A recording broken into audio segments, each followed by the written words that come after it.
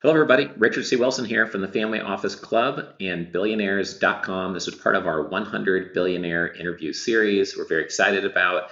Today we have with us Michael Lee Chen from Portland Holdings. And we're excited to have Michael here. I know this interview is going to be great, and I hope that one day we do a fireside chat on stage regarding the frameworks that Michael lives by.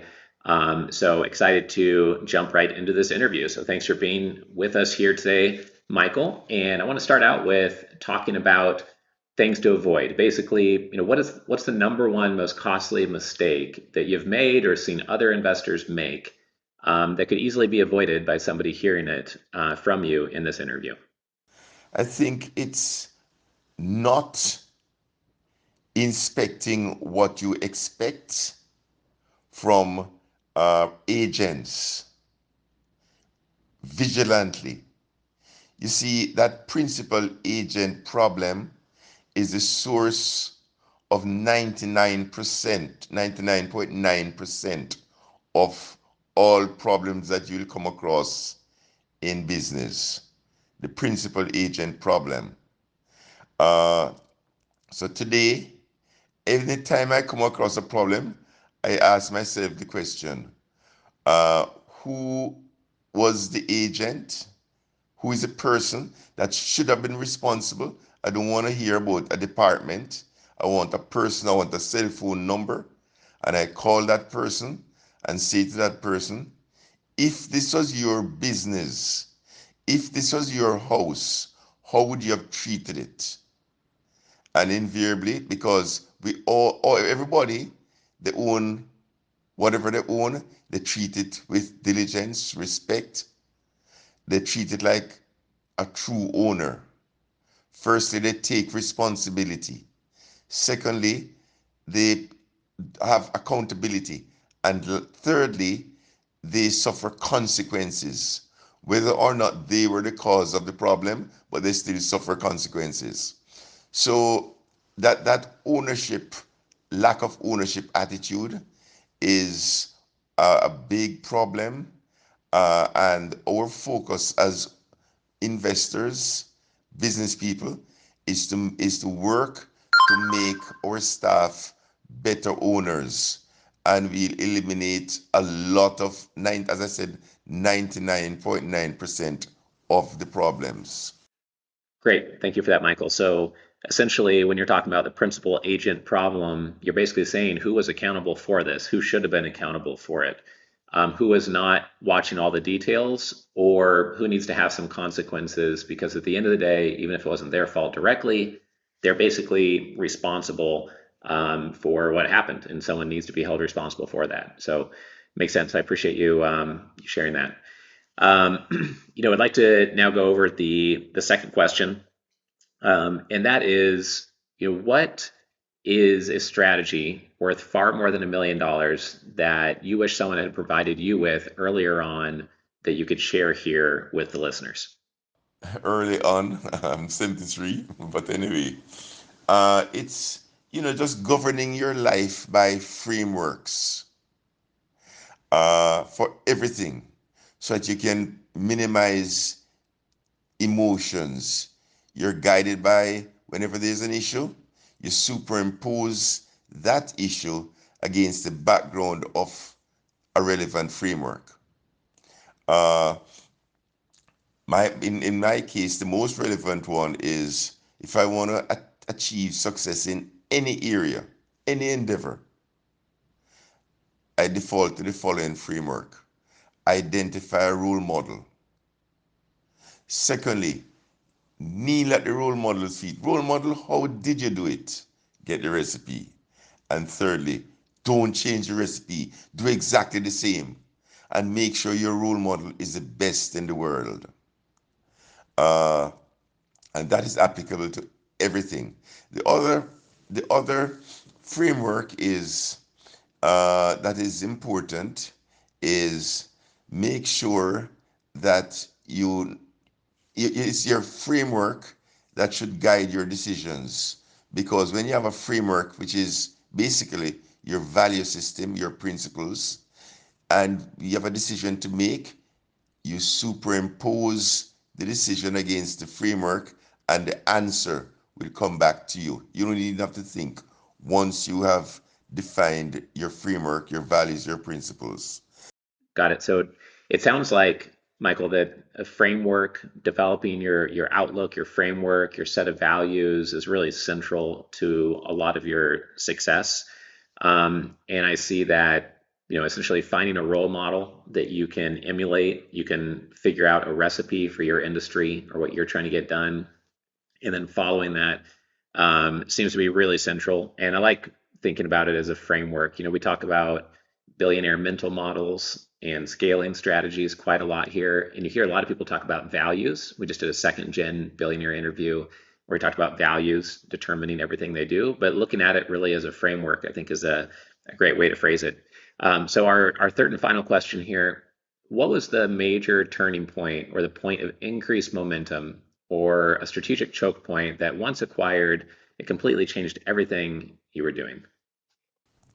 In my case, uh, I identified early that when I was 32, that we're in a consumption boom. This was 1983. I'm a member of the baby boomer community, and baby boomers were the largest cohort in the North American population. So whatever we do, we there goes the economy.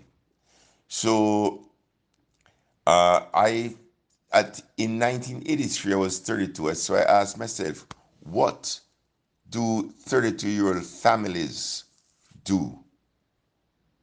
And my answer was, right now they're in the process of buying a house, buying a car, buying furniture. They're consuming. So we're in a consumption boom right now in 83. But you don't create wealth by doing today what everybody else is doing. You create wealth by doing today what everybody else will be doing tomorrow.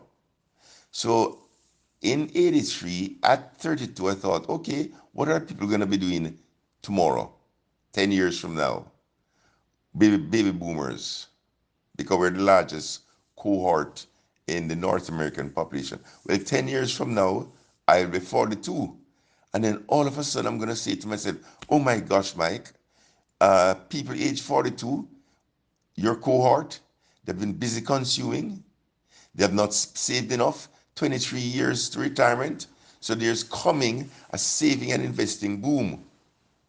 So how best to participate in that? You can buy shares in a bank, but you could that in that way you could suffer from underwriting losses, loan losses. You could buy shares in an insurance company, but through that you could suffer from underwriting losses, or you could buy shares in a wealth management company. Bingo. So I started loading up on wealth management personally. I loaded up my front pockets, my back pockets, my side pockets, and then I called everybody and said, look, this is what you should be doing.